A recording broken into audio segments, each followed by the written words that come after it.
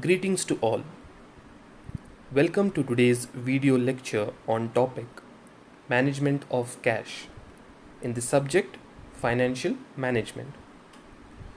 So my dear students, let's discuss today what exactly is cash, why is it so important in the organization, and how can one manage this cash.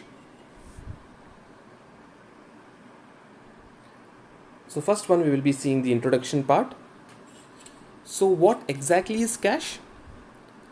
Cash is actually the most liquid form of an asset, and it is an asset to an organization or to an individual. At its most liquid form is which can be readily used or tradable or transactable in the market. So cash is the most liquid form of asset. Cash is common denominator to which all other current assets can be reduced, because receivables and inventories get converted into cash. So whatever inventory stock you have preserved in your godown or warehouse, eventually you have to sell them and convert that into cash. So even those are considered to be your future cash, where you will be selling them and converting that into cash. Cash is lifeblood of any firm needed to acquire supply resources, equipments, and other assets used to generate the product and services. So cash is also considered as the lifeline or blood of a body. Body here is your firm or organization, and how a body needs blood, like that a firm needs the cash to operate its long term as well as short term necessities. So marketable securities also come under near cash. So such as your marketable securities, your banking instruments, all this are termed under your near cash. So how do you manage this? So although cash doesn't occupy much of your current assets, it occupies only 1 to 3% of your total assets, but its management is very important in any organization. So how do you manage this cash? So determination of optimum amount of cash required in the business. So one has to analyze how much cash is required in one's organization.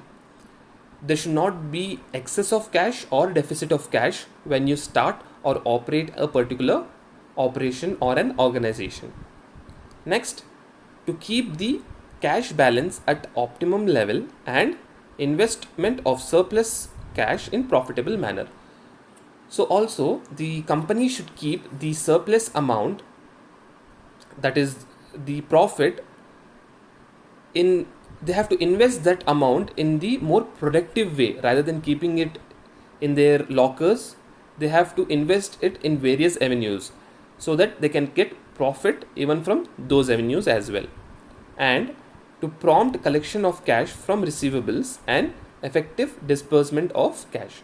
So whoever has to give the amount, some people take goods on credit basis from the businesses. So these companies have to keep a track of these people and collect the amount. Moving on, what is the meaning of cash?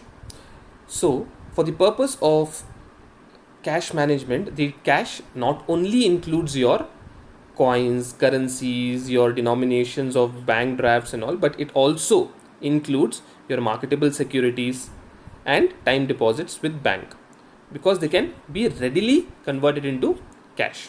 So in a narrow sense, if you see in this diagram, it is cash in hand, that is your currency notes and coins, and in broader sense it is cash and its equipments, that is your near cash. As we discussed previously, it is your marketable securities, your stock exchange securities, your banking instruments.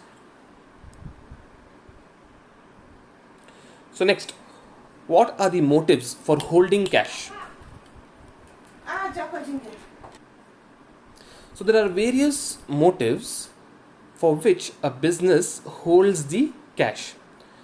So let's see what are those various motives. So first one is transaction motive.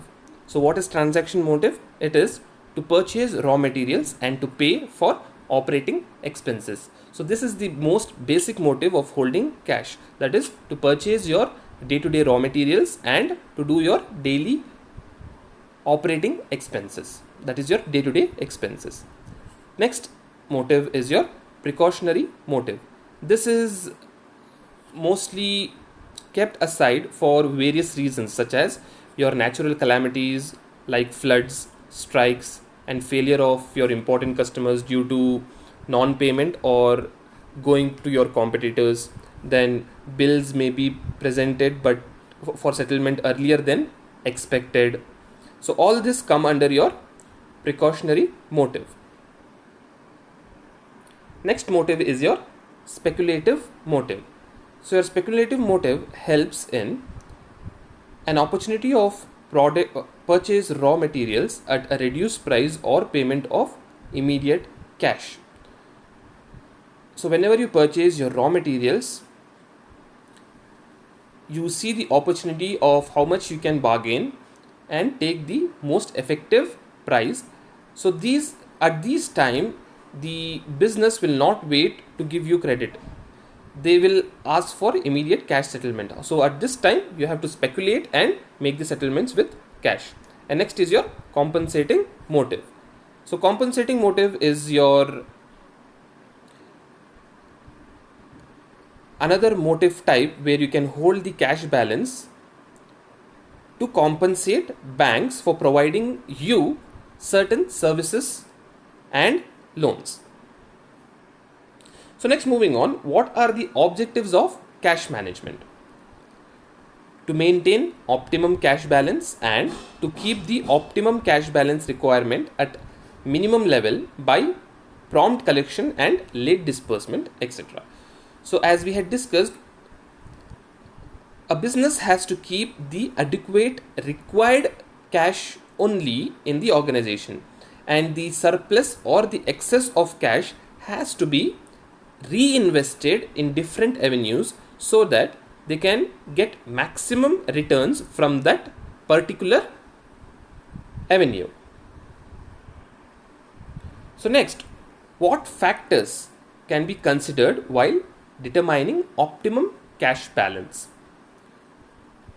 So synchronization of cash flows, cash shortage costs, excess cash balance costs, procurement and management costs, compensating balance, uncertainty, firm's capacity to borrow in emergency, efficiency of management. So these are the various factors in which we can see cash can be required in every step. Not only planned but unplanned actions also come into the picture. So next is, what is cash system? So the cash system of a firm is the mechanism that provides the linkage between the cash flows, that is cash inflow and cash outflow. The financial manager of the firm has the responsibilities, at least in part, of developing and maintaining the policies and procedures necessary to achieve an effective flow of cash from the firm's operation. So it is the responsibility of the manager, that is your financial manager, to keep in track the cash inflows and cash outflows and to maintain a balance between them. At any given point of time, the cash inflows should be more than the cash outflows. If you have more of cash outflows than your cash inflows, then the company is going under loss and there will be huge expenses.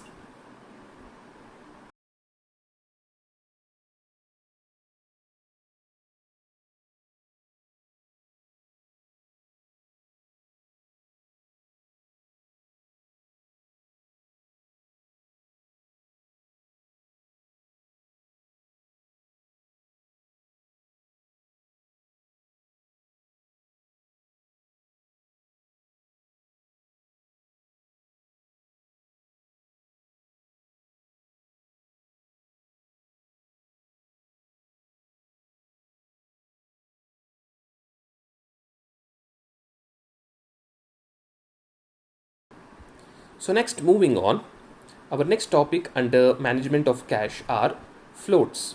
So what is float? It is the amount of money that is tied up in checks that have been written but not yet collected or encashed. So this is also money or cash, but it is not yet collected from the investor or not yet encashed. So there are various types of floats. That is your collection float, which is the total time gap between the mailing of the payment by the payer and the availability of cash in bank. Then you have mail float, you have processing float, and availability float. So these are your various floats under your management of cash. So this was one of the small topic under your module 4. So if you have any further questions, you can ping me. Stay safe and take care.